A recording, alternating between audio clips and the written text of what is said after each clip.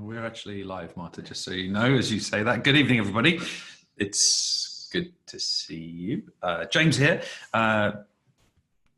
Both James and Marta. I can't turn the camera around to show you Marta, but trust me, she's just over there. In fact, Marta, do you want to say hello?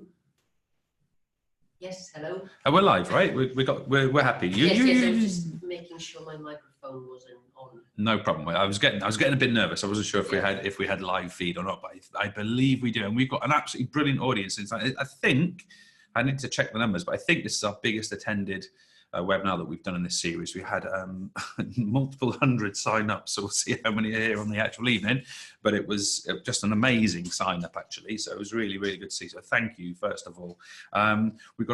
To say we've got a packed session tonight would be a serious understatement, so we're going to pretty much get straight into this.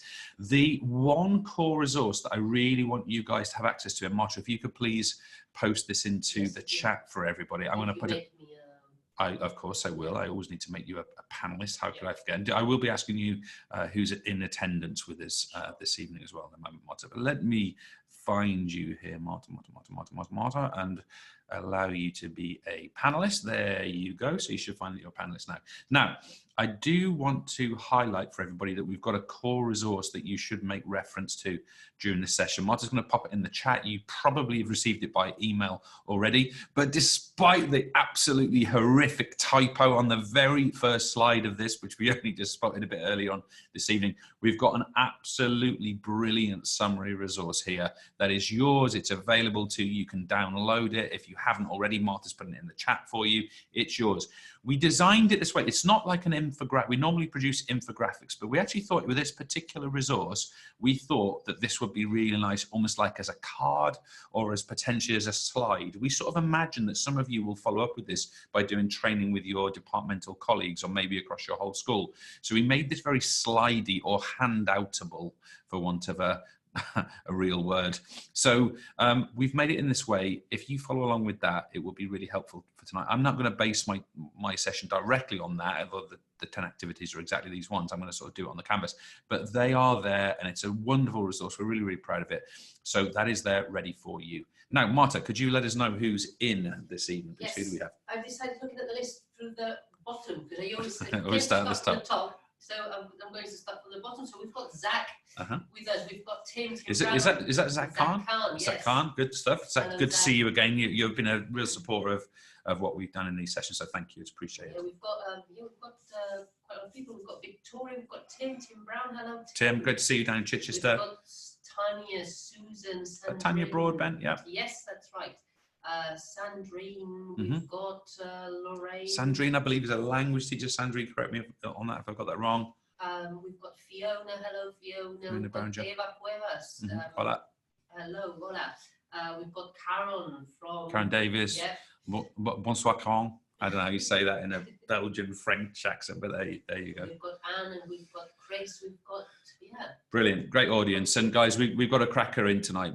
This is, I think this is probably going to be our busiest session of the whole season. So with that in mind, we're going to make a start, I think. Now, I just warn you that a lot of these sessions, we do a lot of kind of, here's a bit, then we discuss it. Here's a bit more, then we discuss it. Tonight, we're going to go for it and sort of fire away through this. If we've got moments to talk, we'll do it. But there's a lot of content. We've gone for 10 activities here, so it's going to be a bit squeezed. So I'm going to get straight into it. Let's get cracking. So Marta, any issues, let me know. Otherwise, I'm gonna fire straight into this. Okay, good stuff. So hopefully you guys can see the camera. So I'm just going to minimize my little Zoom panel there. So hopefully you can see the canvas here. If I sort of just drag down the canvas, you're going to see how this is going to go. There's activity 4, 5, 6, 7, 8, 9, all the way down to 10. So by the time we get to 10, you'll be well sick of me, but we'll have had a really good session all being well. So activity 1, we're looking at increasing student activity. What are some of the tools, the tips, the techniques that allow that to happen? Well, the first thing I want to do is I want to introduce you to a methodology which is absolutely fundamental in my classroom, and it's called numbered heads together. It's a Kagan structure. You might want to research that a little bit more, but it is absolutely brilliant questioning technique that I wholeheartedly endorse to you. So let's imagine that this here is you. I've not drawn you particularly well. You are way too small in comparison to the size of the tables, but nevertheless, this is you. And you have a brilliant question to ask your students. That's what we're talking about here. Or maybe multiple questions. You've got something burning you want to ask. Now, of course, let me turn off my Skype. Now, of course, you could just sort of throw that question out and ask for someone to put their hand up, or you could nominate someone. You could then do a follow-up question. We know these techniques. This one tonight, I want to recommend that on this table here, you have a number 1, a number 2, a number 3, and let's say you have a 4. Here, you would have a 1, a 2, a 3, and a 4. No real reason why I've done it in a slightly different structure, but you get the idea. 1, 2, 3, 4. This is going to be people in your classes around these console tables that are going to be allocated these numbers. This one here, here, and here would be exactly the same. 4 students per table with an allocated number. Now, what you're going to do is you are going to present your question to the entire class. So here you go, teacher. You are going to throw out your question and everybody in the room is going to hear that question. Meanwhile, on the center of each of these tables is going to be an oversized, as I've just drawn it, whiteboard, little mini whiteboard, a little pen, and who knows, one of those little eraser things, those little spongy erasers that come with it, okay? Now, when you throw your question out, you are going to give these tables something like 30 seconds of thinking time. While that 30 seconds is going on, what's going to happen on this table over here is that our number 1, 2, 3, and 4, they are going to discuss the answer to this question, and they're going to ensure that everybody on this table knows what they believe the correct answer to the question to be. Meanwhile, these guys, let's call them the purple table, are going to do exactly the same here. These sort of pink guys are going to do exactly the same here. And what we're going to find is that depending on what your question is, it could be that this student here has a very comprehensive answer. It is her or his duty to make sure that the 3, the 2, and the 1 all know the answer as well. Why? Because when this 30 seconds is up, you are going to call, and you can use whatever word you want, but you are going to call silence, or stop, or cease, or, you basically want everyone silent at that point. So whatever instruction you want to use. Now, the next thing you're going to do is you're going to randomly generate a number 1, a number 2, a number 3, or a number 4. It has to be random. So think about having something on your wall, like, those old number spinners that you can have. Try and think about having a number spinner on your wall, or you could use an app on your phone which randomly selects 1, 2, 3, 4. You could have, I used to have one where I used to have like a little hat like this. Believe me, that is a hat. And inside my hat, I had 4 bits of paper, and I used to call this the sombrero of justice. The sombrero of justice. It's a silly thing, but the point is, I pick a number out randomly. It happens to be number 3, okay? Or my number spinner happens to pick number 3. Or it could be, for example, my iPhone app happens to randomly choose number 3. At that point, all number threes pick up the whiteboard, pick up the pen, and they write the answer to your question. You then have 10 seconds later, all the answers being presented to you at the front, at which point you can check those responses. Now, I want you to reflect on that methodology for a second. Your one question has stressed and challenged every single learner in the group, okay? You've also got the pooling of ideas and responses across that group. So if one person's slightly weaker on their answer, one person slightly stronger, they can come to a collaborative view on what the best answer could be.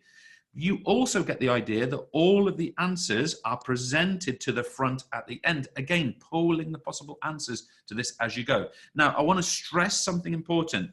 The number that you select has to be random, because when you repeat this with another question that you've got, maybe immediately after the first one, it has to be possible that you randomly pick number 3 again. If you did 10 questions, it's statistically possible but unlikely that you could pick number 3 10 times in a row. It probably won't happen, but the students need not to be able to predict what number's coming out, what number's being randomly spun on your number spinner. Why? Because when you ask the question, we don't want people going passive.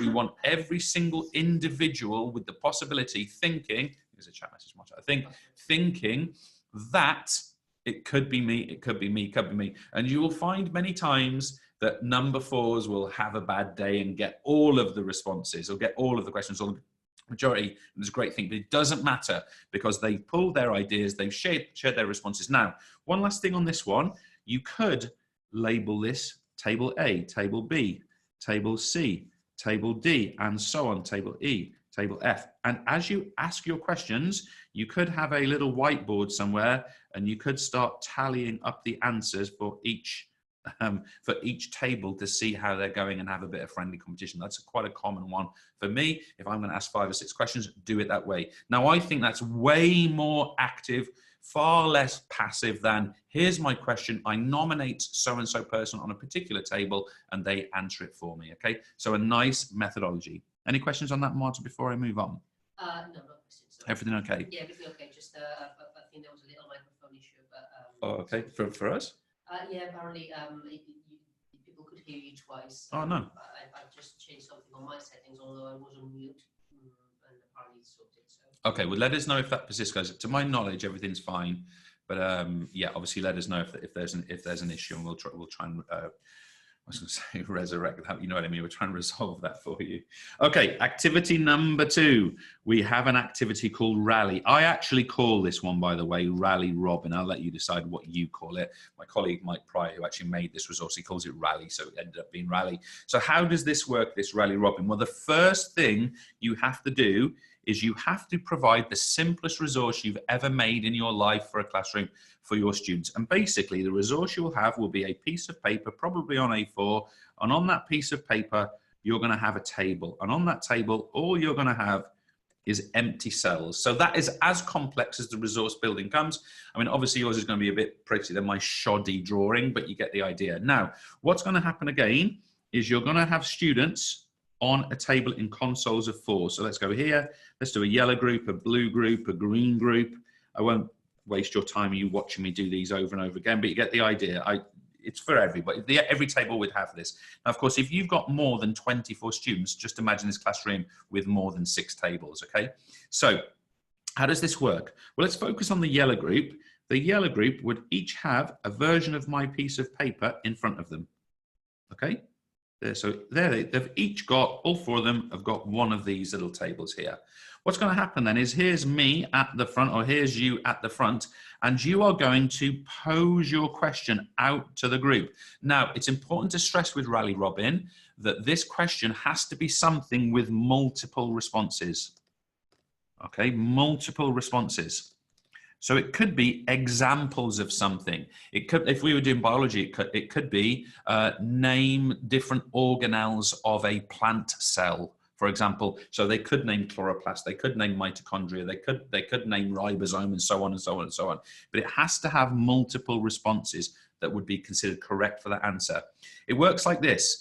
You then have some kind of timer, and be strict. Okay, so be strict with your timer. Be strict with your timer.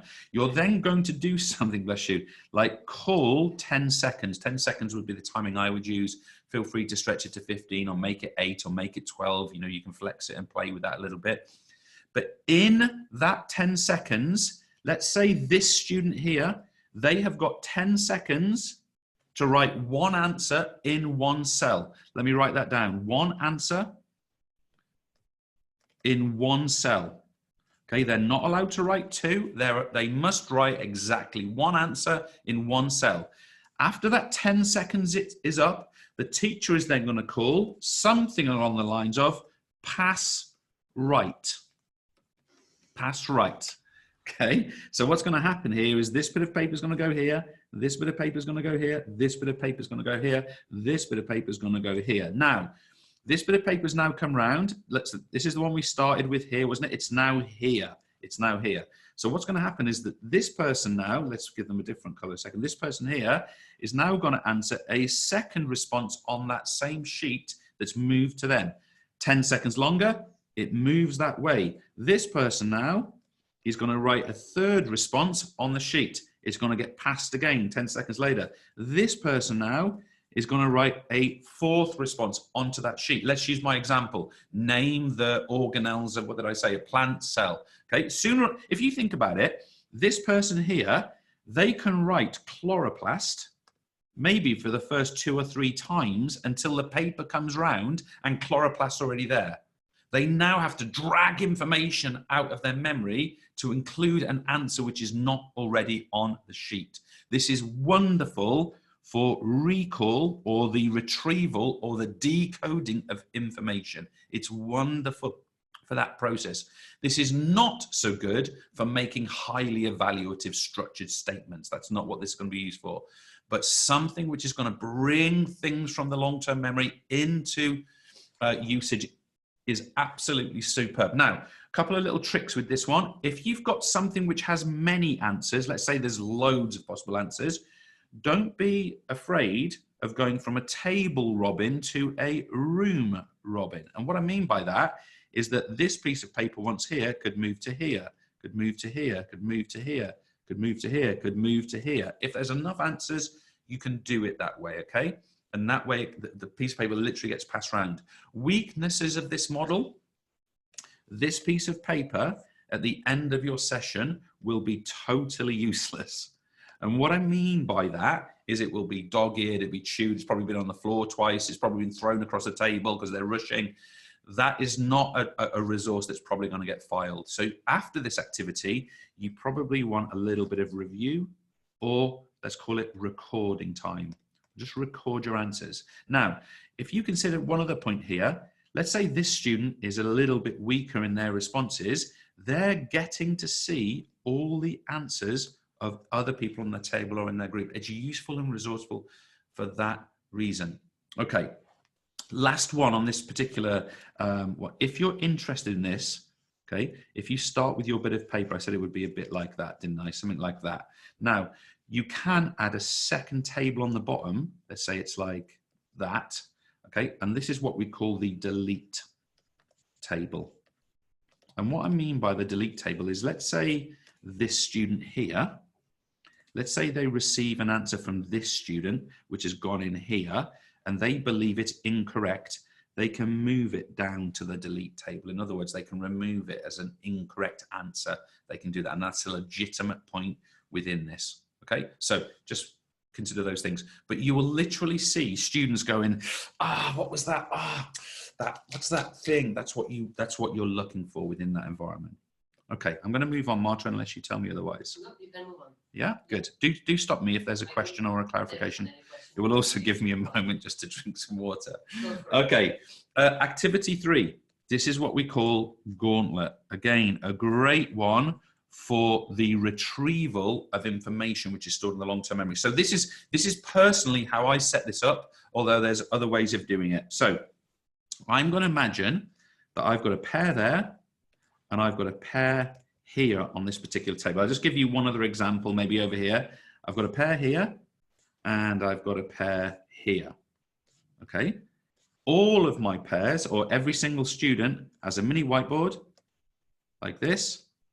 And they have a pen, and same over here. So every student has a mini whiteboard and a pen. Okay, so you get the idea like that. All right, so other tables would be exactly the same. I won't waste your time with me drawing it out for you. Okay, now how does this work? You are over here somewhere, and again, you are going to throw out a brilliant question. Again, that question will be structured as something which could have multiple answers. So again, same example I could use before about the features of a cell. It could be the applications of something. It could be a list of criteria. It could be characteristics, but there must be multiple answers to the question that you throw out. But it works like this. Once you call play, or you could use the word gauntlet, what's going to happen is that this person here, let's call them number 1, and this person here, number 2, they are going to compete for the answers. So let's take our number 1 is going to go first.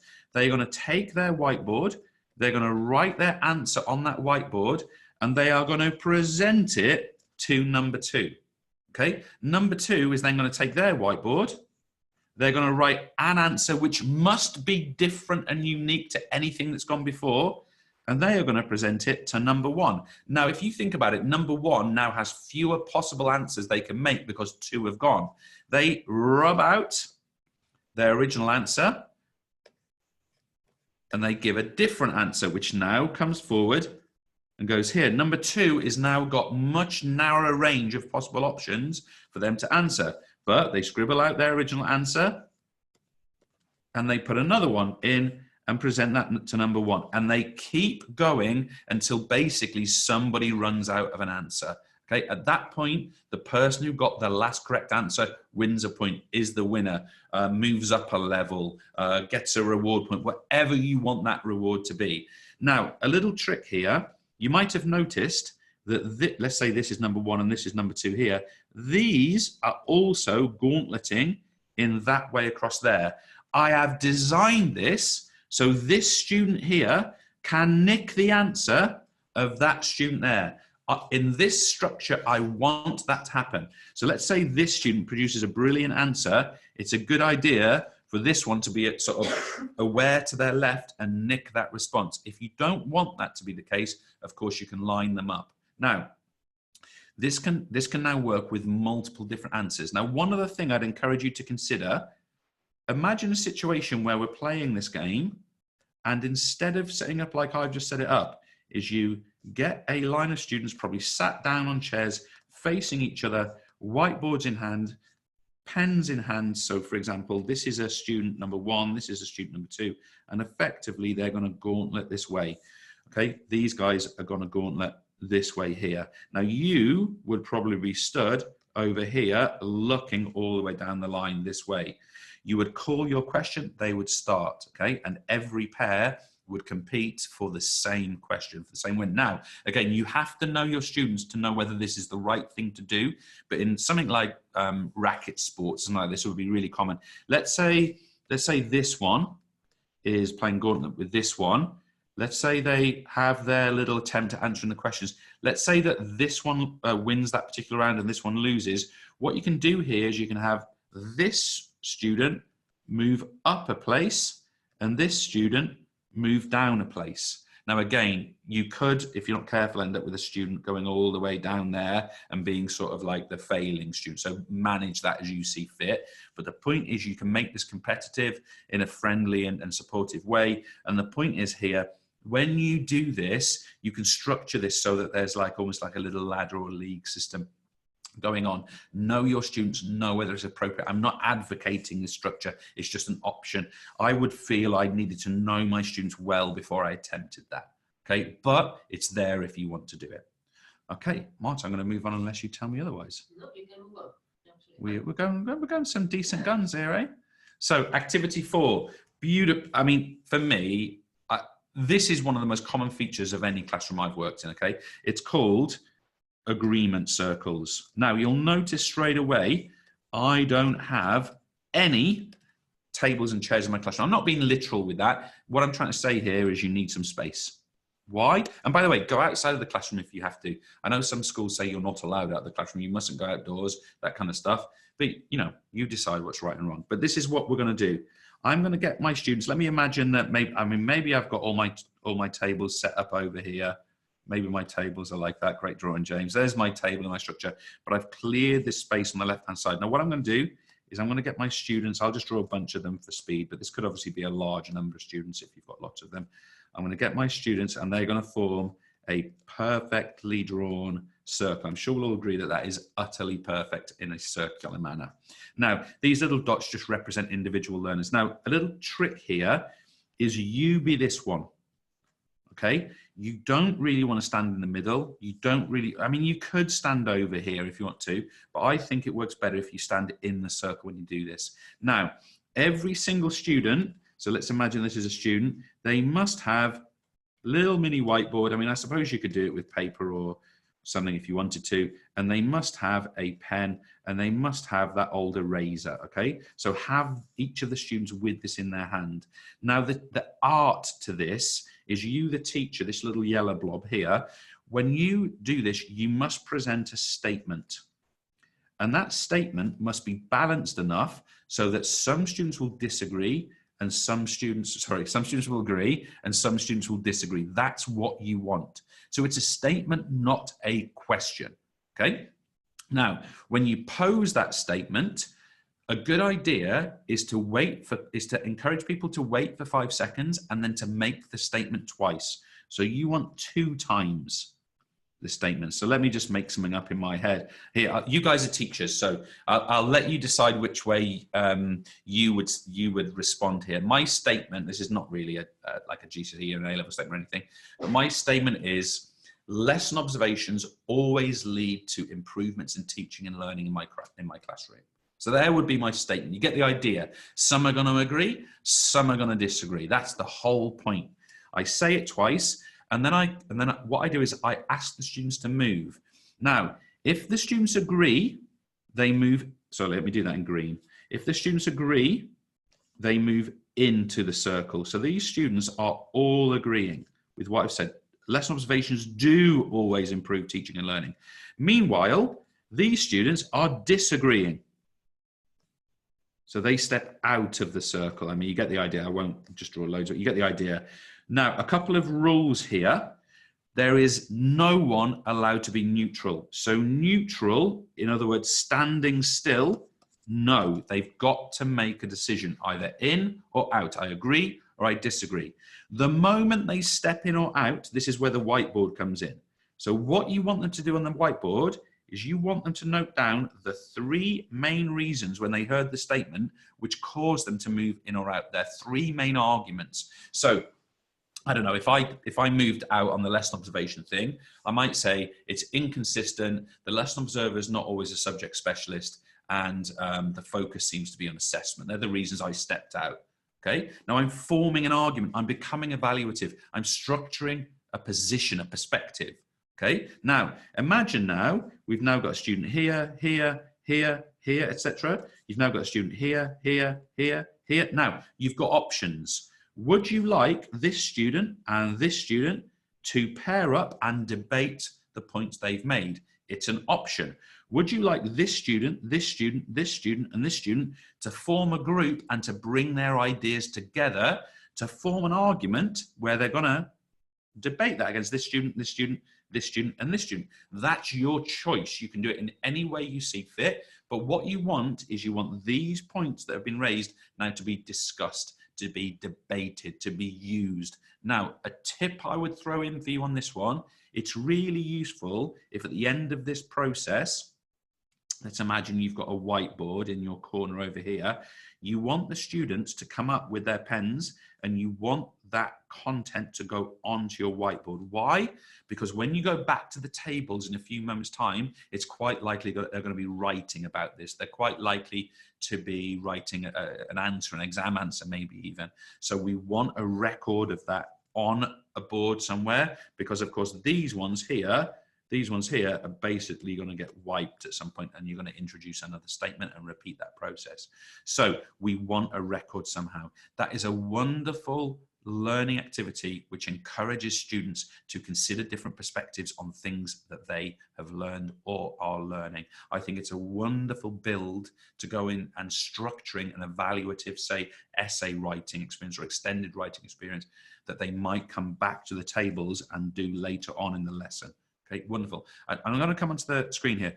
I find a lot of the time when I'm in lessons, we go from, well, I see it quite often that here's my teaching and I teach from my PowerPoint or whatever I do. Now you write evaluatively.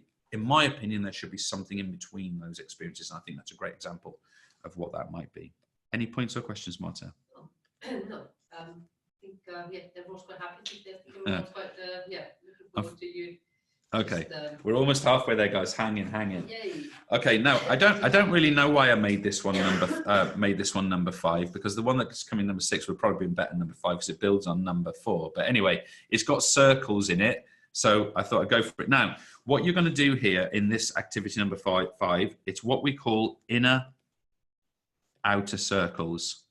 Okay, inner outer circles. Now, this is the only one I'm going to do here that requires a bit of resource prep, really. You're going to produce, let me do that in a different color. You're going to produce a document, and on this document, it's going to be broken down into, let's say for argument's sake, I was going to try and aim for, is that 12? 1, 2, 3, maybe 10, I'm not sure, I can't quite figure it out. You're going to make a resource like this, and on every one of these cards, there's going to be a question. Okay, so here's a question. Here's a question, here's a question, you get the idea. I won't bore you too much with it, okay? So you're going to produce that resource like that. And of course, those questions are going to relate to something we've learned or we are learning. Now, Once you have done that, you are going to get a pair of scissors, which I don't seem to be able to draw, and you are going to cut this into pieces, okay? So each of those ends up as a little card with a question on it. Now, you're going to have your students on their consoles. I mean, you don't actually need to have the tables like this, but I'm going to keep them like this for ease. And what's going to happen now is that every student is going to get a card, okay? If you've got tons of students in your group, you don't necessarily have to write tons of questions. It might just be that you consider that to be one set there and that to be a repeat, okay? But what you're going to say to the students is they now have some period of time, let's say 7 minutes for argument's sake, 7 minutes for argument's sake, and they are going to research the answer to the question that they've got in front of them. So all of these questions are unique. And let's say there's 12 of them. These 12 students in yellow, they're now going to research one answer to one of those questions. And what we want them to become is we want them to become the expert on that answer. So during the 7 minutes, it's really important you circulate and keep people on task. I would do this task with absolute silence. You're researching, you're looking in detail. The only talking should be the teacher if you're not sure about the quality of your answer. Oh dear. Big wind. Disgusting. Anyway, that would be my setting on that anyway. So that's how this is going to work. Now, after your 7 minutes is up, what you're going to do, I'm just going to do this with my yellow students. Imagine that you were just going to repeat this with your greens. Okay, imagine you're going to repeat this with this group here, but I'm going to get my yellow students up, and I think I've got 12 here. I'm going to form them into one circle of 6 like this, and a second circle of 6 outside of them. Okay, so I'm imagining this is still in the classroom. So basically, we've got here this person facing this person, this person facing this person, this person facing this person now, and so on and so on. Now, what you're going to do here is you're going to give a call of something like 60 seconds. The students are going to be holding their cards. And what's going to happen is that this student is going to ask their question to this student, and this student is going to answer that question. Soon as that's done, it might take 30 seconds, this student is going to ask their question to this student, and this student is going to answer that question. And of course, there should be some feedback within that as well. So that's going to progress, and students are going to ask the question to that they've researched the person facing them, and the person facing them is going to get the feedback on what the answer was like, and they're going to then ask their question back the other way. After our 60 seconds, what we are going to do is we are going to take our middle circle and we are going to rotate it one place clockwise or anti-clockwise, do it in whatever way you see fit. But now this student here is now this student, and they're answering and questioning to this person. Now, a couple of things to note here. Let's take this one here. This person asks 6 times their question. First of all, whatever it is they've researched, they are never, ever going to forget that.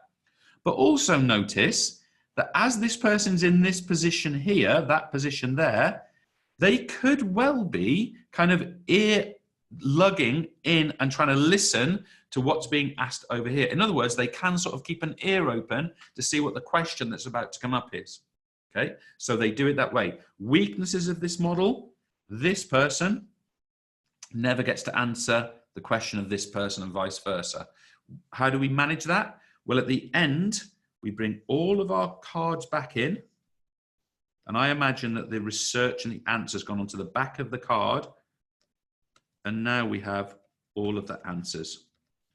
We put them onto a piece of card, we stick them on, we take it to reprographics, we photograph it, we photocopy it, we give it out to students as a summary of this activity. Now, word of warning with this one, this is not a quiet activity, okay?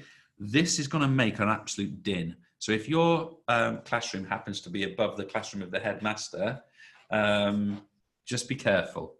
Sorry, I can't believe I just said that, headmaster. You know what I mean? Head teacher. I think it's because you were thinking of a specific case. Yes, well, I was thinking, but this literally, I advised this method to Marta when she was teaching at a school locally, and the person there who called himself the headmaster, he happened to be male, he berated Marta for being ever so noisy. So that I literally gave it, I was in no way suggesting that head teachers or principals are male. That would be ludicrous. Some of them are. Anyway, You get the point. Let's move on to activity number 6. Happy, Mars? Happy with me to go? Yeah. Okay, great. This one should be a nice, quick one. Get your student, by the way, sorry, I should say this is called folded lines.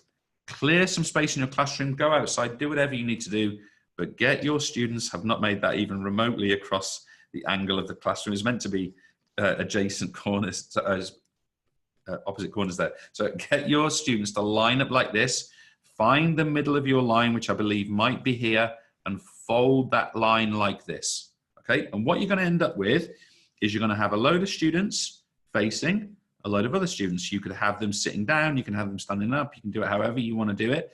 But the point is that we've now got this situation between these two students, we've got this situation between these two students, and so on. It doesn't matter which part of the classroom you do it in. The point is you break the line in the middle and you fold it, hence the folded lines. Now, this is how this works. You as the teacher, you're gonna stand at the end of one of those lines, of this line, and you are gonna make a statement, and that statement is gonna be presented down this group. So what you can say is that on your right-hand side, you have the yellow group, and on the left-hand side, you have the white group, and it works in this way. You decide as the teacher that, for example, just say that this side of the line, this group here, they are going to agree with the statement that you make. They have to.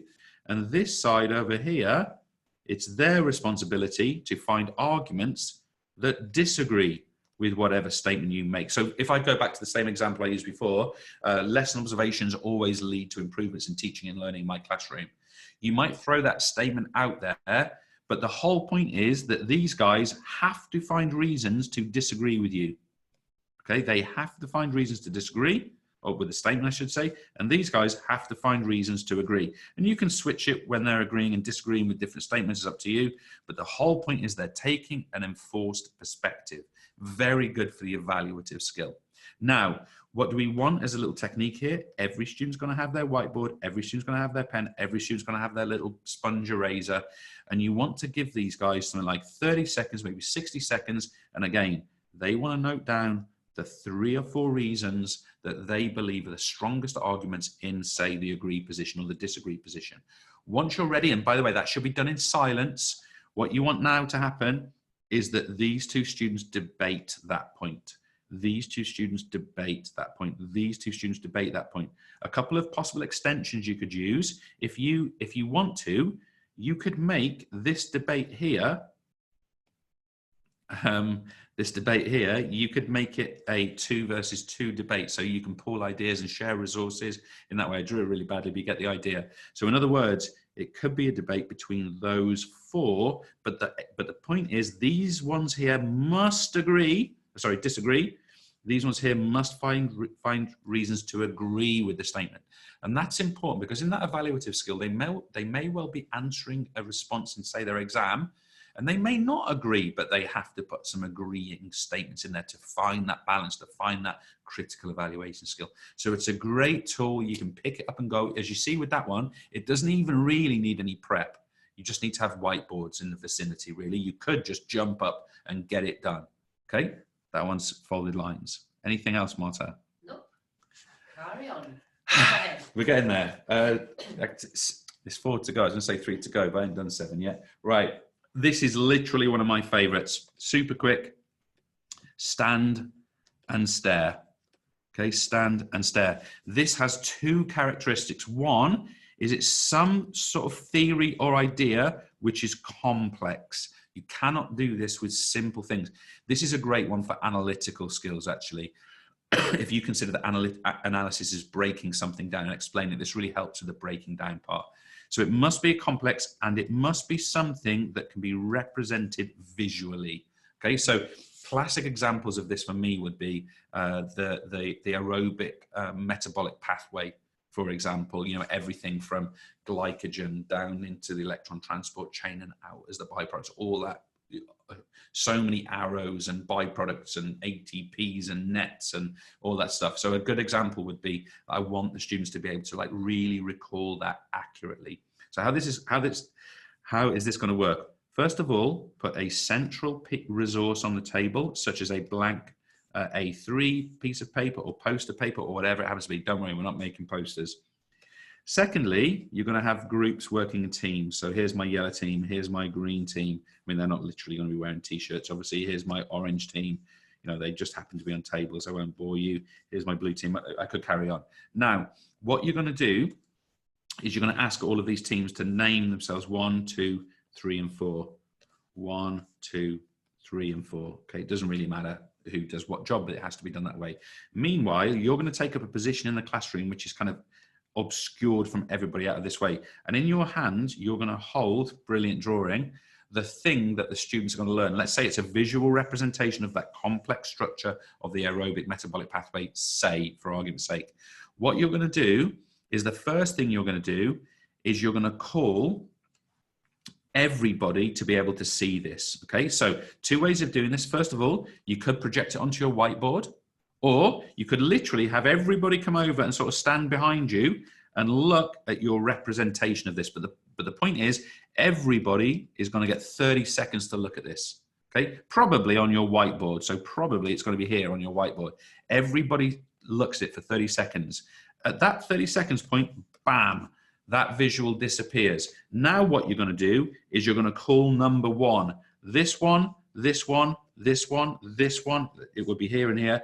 All these number 1s, they come over to you. They stand behind you. It feels a bit weird actually when you do this. It can feel a little bit, they get a bit close basically. So just be aware. And what they're going to do is they're going to have 30 seconds and they're going to look over your shoulder at the illustration that you've got of whatever the concept is. And after that 30 seconds, they're going to go back to their table and they're going to start remembering it, drawing it, telling people what to do. Of course, the tables would have already started this because they originally looked at it here and you've already told them you want them to reproduce it. Okay, so they're reproducing whatever was on that screen, whatever was on this piece of paper or laminate or card or whatever it happens to be. After 30 seconds, these guys go back and you call number 2s. The number 2s now, the number 2s now.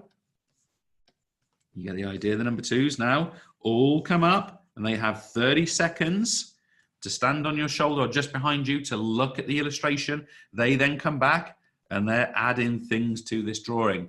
Everybody gets their turn. The important thing with this one, and it's going to, as you see here, it's going to take something like 2.5 to 3 minutes to do the entire thing. At the end of this, you want to give some time for them to kind of perfect whatever it is on their piece of paper in the middle. So they've got the chance to do this, and you must have a mark scheme. Okay, it's really important that you've got a way of marking the quality of the response. So are you giving a mark for each correct arrow? Are you giving a mark for the use of color? Are you giving a mark for the fact that things are in the right order? You need a mark scheme which is objective. Why? Because at the end of this one's going to score 10 points. This one's going to score 12. This one's going to score 7. This one's, oh bless them, they only got 3. This team scored 20 points. This team got 18 or whatever it happens to be. You want it to work in that way. Can I just repeat? It's brilliant for complex things which can be represented visually. I personally used it as a review model. Okay, and what I mean by that is it's something they'd already learned. I guess you could introduce this as new learning, but if it was completely new vocabulary, I think that they would, you know, in some cases, it's just about remembering the spelling of stuff, okay, or what the word said. I would often do this as a review and I want them to do this. You might find it different. You want to introduce it this way, but it's a great way to encode that information in the long-term memory. Any questions, Marta? No questions. I mean, I was just thinking that this last technique you presented, for languages, you could have a similar thing as a running dictation, for example, where a student could go to the front, look at a sentence or a series of sentences, run back to the table, and then with the caveat that probably the student who has just seen the sentence or the text would not be the same student as who would be writing. So they would have to say to the others, you need to write this or that. I think it would also work with sort of like a introduction of sort of a new verb table or a new verb conjugation or a different tense. Could work with that because it's quite often coloured. It's quite technical. The endings have a certain structure. There's, depending on the language, there's accents. I think would work quite well. Things like that. The thing is, they might not know what it means by that point if you're just introducing it. But the point is, they're storing the visual represent. They're literally trying to force the visual representation. If you imagine what you're doing is you're looking over the shoulder, you're literally trying to go, what's that thing, right? Don't do it like that, right? Like this. And you'll literally sit and go back to the table, it's like, okay, it was like that. They almost, I've seen it loads of times, they literally cover their eyes so they can go back to that moment of having seen that. They're trying to, they're literally recalling that visual representation out. It's an interesting one, language. I've never thought about that, if I'm honest. I'm going to carry on if you're okay. Yep. Activity 8, we are getting there, folks. Thanks for putting up with me. I can't move my little, there you go.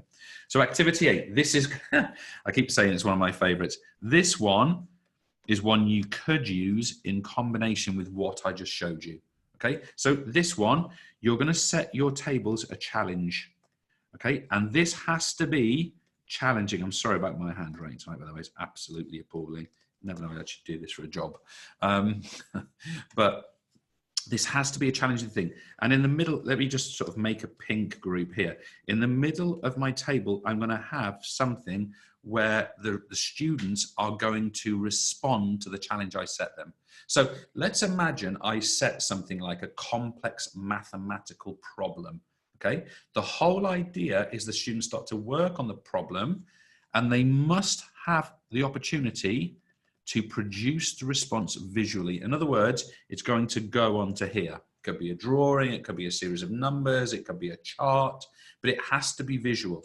Now, let's say you give the group 12 minutes because it's kind of a challenging thing. It's going to take a little while to do it. They're trying to solve it. They're trying to get the puzzle. They're trying to get to the end of the challenge, okay? What you're going to do, you know, you have a team here, you're going to have a team here that are trying to respond to the challenge. What you're going to do, let's say at 3 minutes, for argument's sake, so let's say at 3 minutes, you're going to call one stray.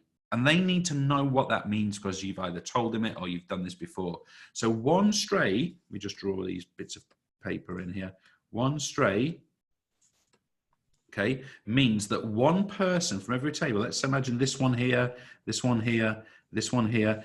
One person from every table is allowed to get up and they're allowed to go to another table and basically nick the ideas that they can see are developing on that particular response. Now, what you'll find when students do this is, first of all, their first inclination is to protect their answer. You have to ban that. That's not allowed. They cannot ban their answer. The second thing that will happen is you'll notice that there might be one or two or three students in the class who've got a reputation at being good at this, like solving the problems, being the smart one, whatever. Okay, what you'll find, let's imagine that this student's got a reputation for being really good at, I don't know, chemistry, and this is a chemistry lesson. What you'll find is that people will congregate around the same table like this. And of course, what's happening here is they're pooling ideas. They're checking, is what we're doing correct?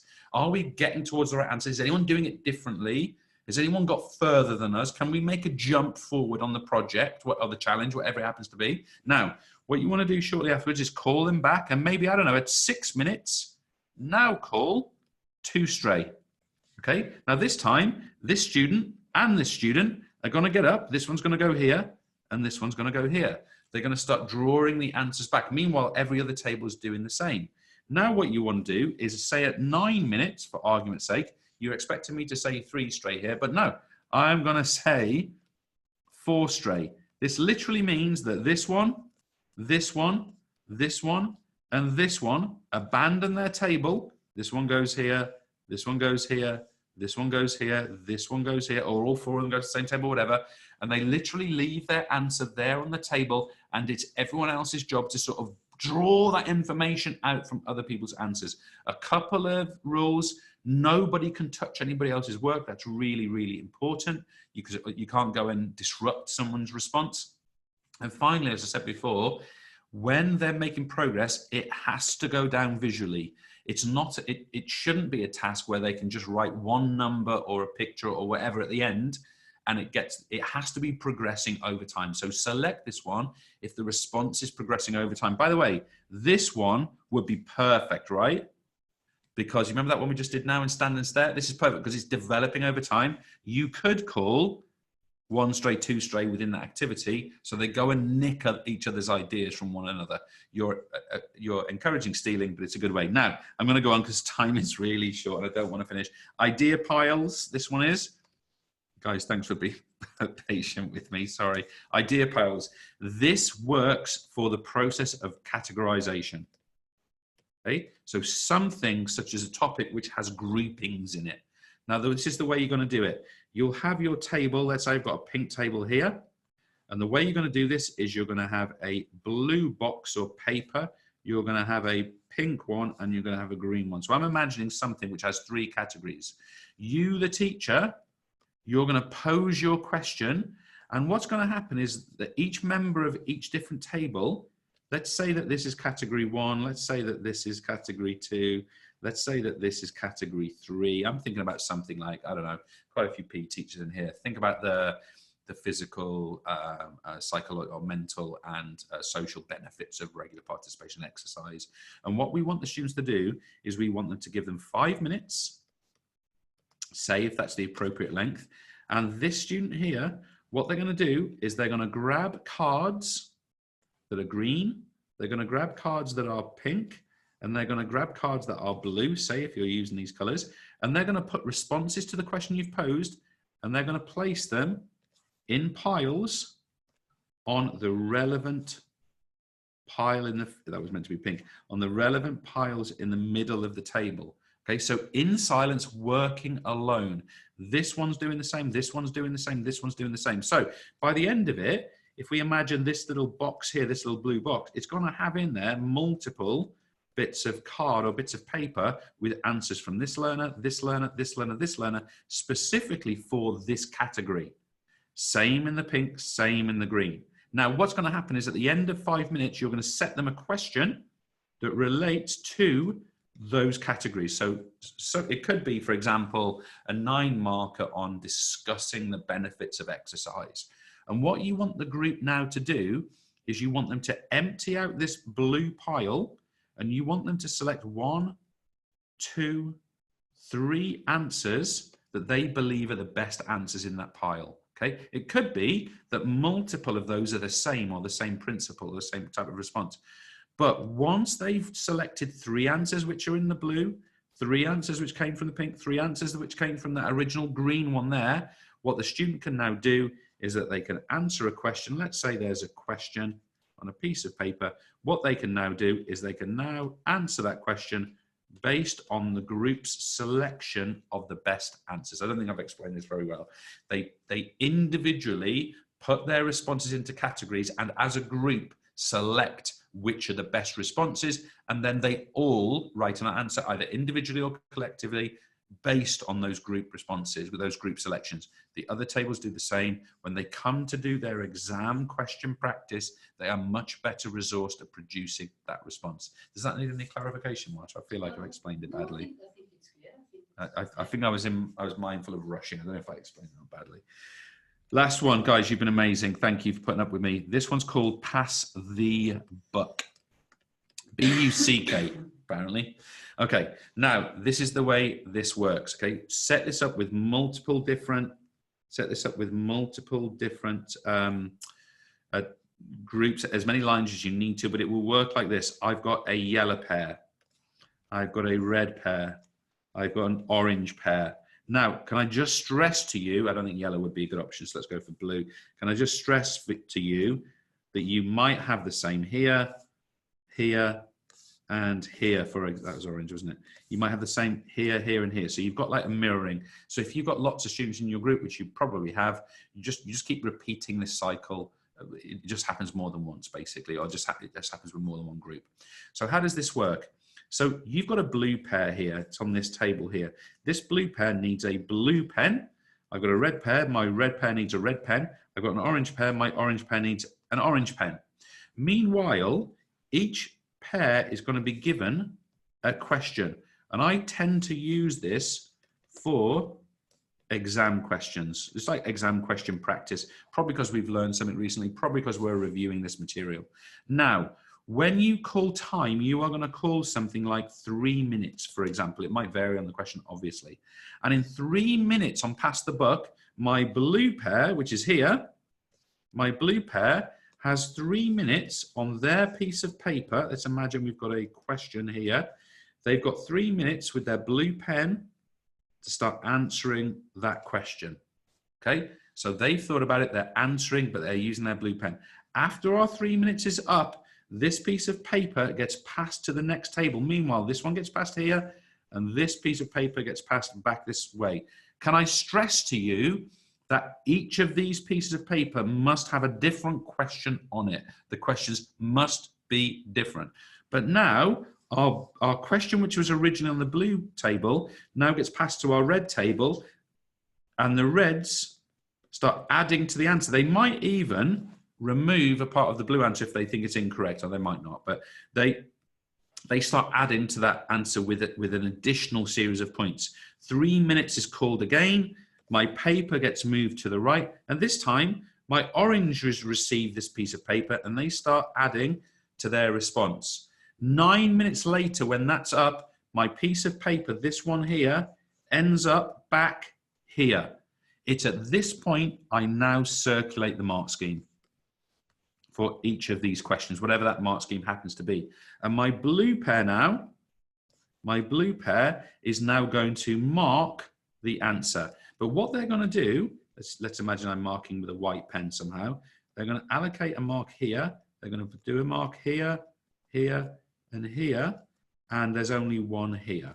Okay, so if you look at what's just been marked there, there's 5 marks in total, but 1, 2, 3 of them came from the red group. So the reds get 3, the oranges get 1, and my blues, oh, I did that in capitals, get 1. Meanwhile, the same's happening here, the same's happening here, and on your whiteboard in the corner there, you can start recording the answers. So maybe by the end of this, we get a situation where the reds, they did well on the first, answer, but the reds, let's imagine the reds end up with, I don't know, 11. Let's imagine that the oranges end up with 9. Let's imagine that the blues, they end up with 14. You've got a nice bit of friendly competition, but can I also stress to you, it's not just about winning and losing that particular game, but can I just stress to you that everybody's read everybody else's writing, reviewed it, taken their ideas on board, agreed with it, disagreed it. Can you, for me, like one of the key things here, if you take something like an exam question, it's so common that what we do is we go, here's my exam question, I want you to answer it. Now you write it with the ideas that are in your mind, go for it. Sometimes it's open book, sometimes it's closed book. In that activity, of course, we're not going to do it with a data extraction test, but in that activity there, what has the student got? They've got the opportunity to share resources, to pull possible answers, to review the answers of others. It's so much more learning based than just I'm on my own writing a question.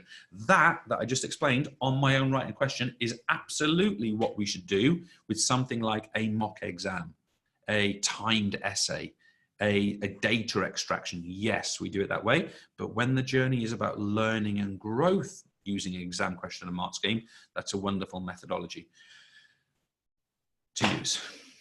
Oh my word. Yeah. Marta, over to you. Far away. Yeah. Well, there are any comments or any questions? So well, they got to give some feedback, because that's nearly killed me.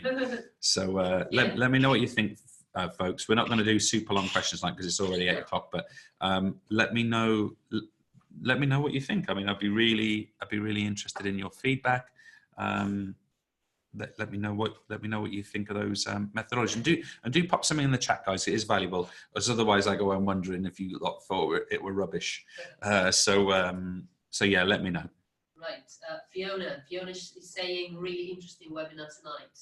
Thank you, Fiona. I think these activities, they're really good, because you can, whatever subject you do, you can adapt them.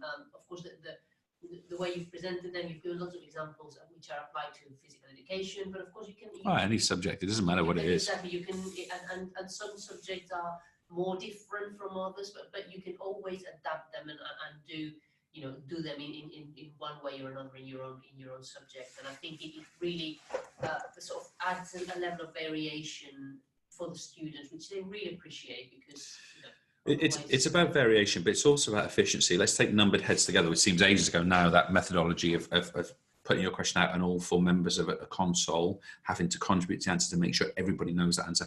Think about the efficiency of that. Everybody is challenged by that question. It takes something like 45 seconds to go through the entire question with the feedback. Think about the difference between that and me having a question and saying, okay, student in that chair over there, here's my question, you answer it, then I might develop it and so on, or I might ask for hands up or whatever it happens to be. Okay, that is, everybody knows, I think, that if you just throw questions out, in the vast majority of cases, the student can remain passive. Okay, there has to be, so this is a great challenge for everyone. Like, I literally try not to ask a question in my classroom that does not have equal participation. And that's not an egalitarian structure. I'm not trying to be, hey, we should all be the same. No, you know, what I'm trying to do there is go, right, if I'm going to ask a question, I'm going to make it really have impact. And everyone should be doing something, not just... Yeah, well, I think we know that directed questioning is pretty inefficient. Yeah, it could be that someone's listening. It could be that someone's paying attention. But if you do 10, 15 minutes of questioning, say, or you do across a whole lesson, it's quite likely that people will zone out of those things. But yeah. We have some really nice comments. Eva Cuevas, she's saying that she's already thinking how to implement these activities, and that she likes the stand and stare idea for long paragraph translation. Oh, that's nice. Sandrine, she's also saying she will trial some of these soon. Chris Turner, he's loved it. He said it's the best one yet. Oh, Mariam Khan is going to try some of these ideas for her chemistry A-level teaching. Cool. A-level teaching sometimes can be a bit, you know, maybe lessons sometimes can get a bit dry. So, you know, these activities will come up. I got a joke. Really it will really help your group to bond. I don't know whether I mean covalently or ionically, but you say that way? It was a rubbish joke for chemistry, let's be honest. Yeah. Shirley's also saying some really good ideas. Lorraine also loving it. Susanna as well. Very interesting, very stimulating, and also, you know, activities to try with A-level literature students. So, interesting. You know, I think that, I mean, on the resource we produce, you'll see that there's slightly different skills for each of the different activities, you know. Okay. Yeah, go ahead. Susanna, she's got a question. She's saying, do you think having tables in 4s are always the way to go? No. She says, I can see how they really work with these activities. My classroom is long and thin, so those who after the first 4 tables, they get a long way. Yeah, that's fine. I mean, make it work in your scenario. I tend to use, so 4s for me, I find, especially when you do things like numbered heads, or if you do Robin, and the Gauntlet one, it helps as well. Something like the 1 stray, 2 stray methodology, standard state. I tend to find it's the right level of participation across a group. In a 3, it's sort of, you sometimes get like the gooseberry sort of possibility. If you want to go more 5 and 6, it just reduces the need to answer as often, or, you know, to be the one that writes on the board, for example, in numbered heads. So just be aware of it. But there's no rules. I mean, you make it work. I found that 4 is the ideal number. Who sang that? 3 is the magic. It doesn't matter. But you take my point. I mean, you're very much encouraged to make it work in your own environment. And I am not wedded to consoles as a structure. It's not like I always have consoles in my classroom or anything like that. In fact, the vast majority of the class sessions, I don't have consoles at 4. But when I'm doing those activities, that's when it works particularly well for at least some of those activities. But it's yeah. I mean, make it work in your environment. I say there's definitely no rules. Okay. Super, guys. I really enjoyed that. I mean, I don't know how I look on the camera. We've had a remarkable few days here at our office, and tonight, I'm going to be honest, tonight was a proper battle because everybody's working hard. But this is without exaggeration. At 8 o'clock this evening, this is my 52nd hour of this week's work. We started, we worked all day, 12 hours Saturday, we did 12 hours Sunday. I did a 16-hour day yesterday, and it's been a 12-hour day today. So it's just been, so I properly struggled. Like, I was really struggling to fire myself up for this one. But I'm glad it was useful for people. Right, and now home time. Big home time. So guys, brilliant one. Really appreciate it. We'll send out the recording and the resources. The resources are yours. Use them as you wish. I'm really sorry about that typo on the first slide. But the resources are yours. Use them. I mean, they're copyright in the sense that please don't chop them up and change them, that sort of thing. But they're not commercialized. You can use them. put them in your PowerPoints, put them in your resource packs, share them with your senior managers, share them with your department, share them with whoever you want. We're not precious on that. The more that gets out, the better. So great. The only thing we'd ask is maybe don't change them apart from the typo. That would be brilliant. But otherwise, just enjoy. Right, I'm signing off, Martin, unless you tell me otherwise. Cheers, guys. Have a great rest.